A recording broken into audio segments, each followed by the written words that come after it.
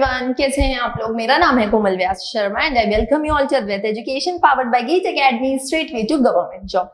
और आज हम कुछ एमसीक्यूज करेंगे, कुछ मल्टीपल चॉइस क्वेश्चंस करेंगे।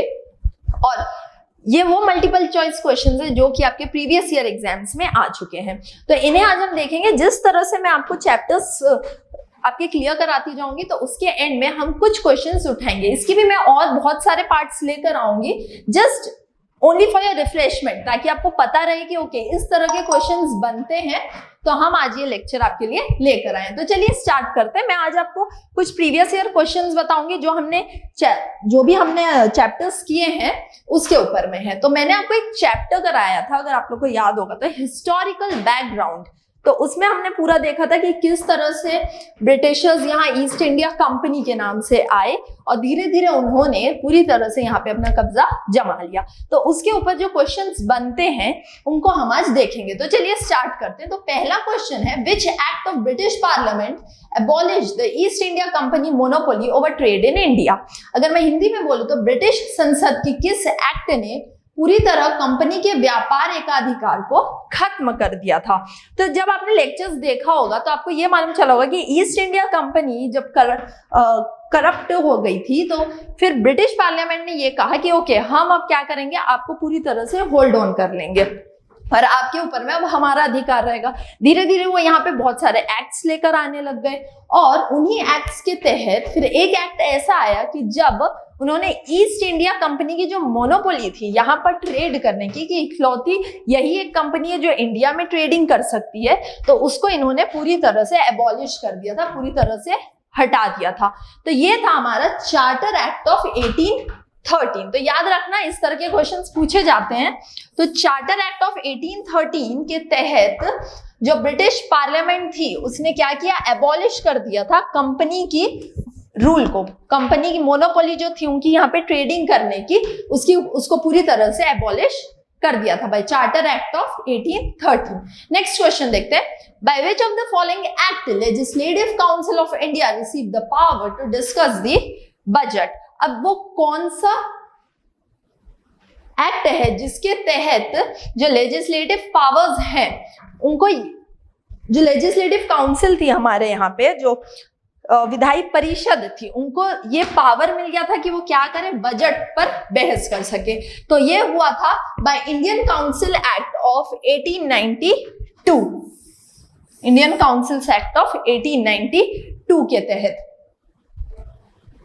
ये सब मैंने आपको लेक्चर्स में बताया। तो इस वीडियो को देखने से पहले आप हिस्टोरिकल बैकग्राउंड पार्ट 1 और पार्ट 2 को अच्छे से देखिए, उसके बाद में आप ये क्वेश्चंस को ट्राई कीजिए तो आपको ये अच्छे से समझ में आ जाएगा। Next, how many women members were there in the Indian Constituent Assembly। तो हमारी जो कॉन्स्टिट्यूएंट असेंबली बनी थी तो उसमें कितने मेंबर्स थे जो कि विमेन थी। तो विमेन मेंबर्स उस टाइम पे कितनी थी, 15। इसका आंसर कितना हो जाएगा आपके पास में, 15। काफी इंपॉर्टेंट क्वेश्चन है और पूछा भी आपको जाता है एग्जाम्स में। आगे बढ़ते हैं। Who among the following advised the Indian National Congress should be disbanded as a political party after the independence of India? इसका मतलब ये कि वो कौन थे जिन्होंने ये सुझाव दिया था कि जो इंडियन नेशनल कांग्रेस है तो इसे एज अ पॉलिटिकल पार्टी आप क्या कर दो, खत्म कर दो आफ्टर इंडिपेंडेंस। कोई मतलब नहीं है इस पार्टी को रखने का, आप चाहो तो फ्रेश पार्टीज बना लो अपनी, लेकिन आईएनसी को आप लोग खत्म कर दो। तो ये सुझाव दिया गया था by the great Mahatma Gandhi ji, इन्होंने ये चीज कही थी। आगे बढ़ते हैं। द स्टेट एम्ब्लेम, देखिए कब कौन सा स्टेट एम्ब्लेम अडॉप्ट किया गया, कब हमारा नेशनल एंथम को अडॉप्ट किया गया, नेशनल फ्लैग अडॉप्ट किया गया। तो ये डेट्स आपको याद रखने की जरूरत है, बहुत इंपॉर्टेंट डेट्स हैं। तो देखिए जो हमारा स्टेट एम्ब्लेम है वो हमारा अडॉप्ट किया गया ऑन 26 ऑफ जनवरी 1948 को। आगे बढ़ते हैं। The federal court, federal court का हिंदी होता है संघीय न्यायालय। तो जो संघीय न्यायालय है इंडिया का वो किस वर्ष स्थापित हुआ है ना, कौन से ईयर में उसको हमने क्या किया, एस्टैब्लिश किया। तो फेडरल कोर्ट्स जो है ये हमारे 1937 में एस्टैब्लिश हुए। अब यहाँ पर एक चीज आप लोग को ध्यान रखना है कि कौन से एक्ट के तहत, अगर आपको पूछता है कि किस एक्ट के तहत हमने फेडरल कोर्ट को एस्टैब्लिश किया, अगर एक्ट पूछता है तो वो एक्ट कौन सा रहेगा आपका? Government of India act of 1935। तो इस एक्ट के तहत ये कहा गया कि एक फेडरल कोर्ट बनेगा, लेकिन फिर जो फर्स्ट फेडरल कोर्ट था वो बना कब? वो बना हमारा 1937 में। और अब आप लोग मुझे कमेंट सेक्शन में बताएंगे कि जो हमारा सुप्रीम कोर्ट बना तो वो किस एक्ट के तहत बना था, तो ये आप लोग मुझे जल्दी से बताइए कमेंट सेक्शन में। Next, under which act dyarchy को हिंदी में कहते हैं द्विशासन, तो ये कब इंट्रोड्यूस किया गया? At central level. तो सेंट्रल लेवल में जो डायरकी है इसे इंट्रोड्यूस किया गया by government of India act of 1935 के तहत। आगे बढ़ते हैं। द एक्ट ऑफ 1909 के एक्ट को और क्या कहा जाता है? इसे कहा जाता है मॉर्ले मिंटो रिफॉर्म्स। तो इसमें एक बहुत ही इंपॉर्टेंट चीज हुई थी, वो क्या थी? That was the introduction of separate electorate. अगर आप लोग को पता होगा कि सबको, हर एक रिलीजन को एक अलग से इलेक्टोरेट दिया गया था। अगर सिख कम्युनिटी है और अगर किसी जगह से कोई सिख मेंबर खड़ा हुआ है तो उसको सारे वोट्स किसके मिल जाएंगे? सिख के। सेम मुस्लिम्स के लिए भी सेम चीज अप्लाई की गई थी और धीरे धीरे इसे हर रिलीजन के लिए बढ़ा दिया गया था। तो इसी वजह से मिंटो को फादर ऑफ कम्युनल इलेक्टोरेट भी कहा जाता है। तो 1909 से इंपॉर्टेंट चीज क्या हुई आपकी? Introduction of separate electorate. आगे बढ़ते हैं। In the federation established under the act of 1935, तो 1935 के अंतर्गत जो रेसिडुअरी पावर्स थे वो किसके पास रहेंगे?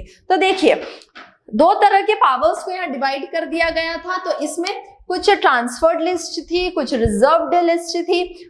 तो उसी में जो हमारे रेसिडुअरी लिस्ट थे, जो भी रेसिडुअरी पावर्स थे, तो ये सब जो हेड थे गवर्नर जनरल, उनके पास रखा गया था। गवर्नर जनरल मतलब उस टाइम तक वो क्या हो चुके थे? वाइस रॉय हो चुके थे। तो इनके ही पास में सारी जो रेसिडुअरी पावर्स हैं वो वाइस रॉय और क्या बोल सकते हैं आप? गवर्नर जनरल, इनके पास में थी। अब the proposal for framing of the constitution bye an elected constituent assembly, तो एक कॉन्स्टिट्यूएंट असेंबली आप बनाओ, उसके बाद में आप एक कॉन्स्टिट्यूशन बनाओ। तो इस बारे में जब चर्चा चालू हुई तो वो कौन सा एक्ट था, वो कौन सी कमिटी थी जिसने इंडियंस की इस सिफारिश को माना था? तो वो देखिए, ऑप्शन से देखिए तो यू विल फाइंड कि क्रिप्स मिशन आया था, साइमन कमीशन भी आया था, लेकिन इस टाइम ये बातें नहीं हुई थी। इस चीज को अनुमति जो है वो कैबिनेट मिशन ने दी थी और उन्होंने कहा था कि okay let's go for the elections, हम इलेक्शंस करवाते हैं। लेकिन जो मुस्लिम लीग ने कहा था कि हमें एक अलग कंट्री चाहिए, तो उस बात को किसी ने नहीं माना था। इस बात को किसने माना था? ना कैबिनेट मिशन ने माना, ना क्रिप्स मिशन ने, किसी ने नहीं। इस बात को सबसे पहले सहमति दी थी लॉर्ड माउंटबेटन ने। लॉर्ड माउंटबेटन ने, ये आपको याद रखना है। और दूसरी चीज ये याद रखनी है कि जो कॉन्स्टिट्यूशन आपका बनेगा तो उसके लिए जो कॉन्स्टिट्यूएंट असेंबली आनी चाहिए, तो इसका जो प्रपोजल है उसको किसने माना था? कैबिनेट मिशन ने। 1 सेकेंड। तो ये कुछ इंपॉर्टेंट क्वेश्चंस थे। इस तरह के छोटे छोटे स्नैपशॉट्स में हम और लेकर आएंगे क्वेश्चंस, जिससे कि आपकी चीजें जो है वो अच्छे से आपको रिवाइज होती रहे। ऐसे ही पढ़ते रहिए। कोई भी डाउट रहे तो आप मुझसे कमेंट सेक्शन में पूछ सकते हैं। Please do like, share and comment to the video and subscribe to Advait education. तब तक के लिए thank you very much and keep learning.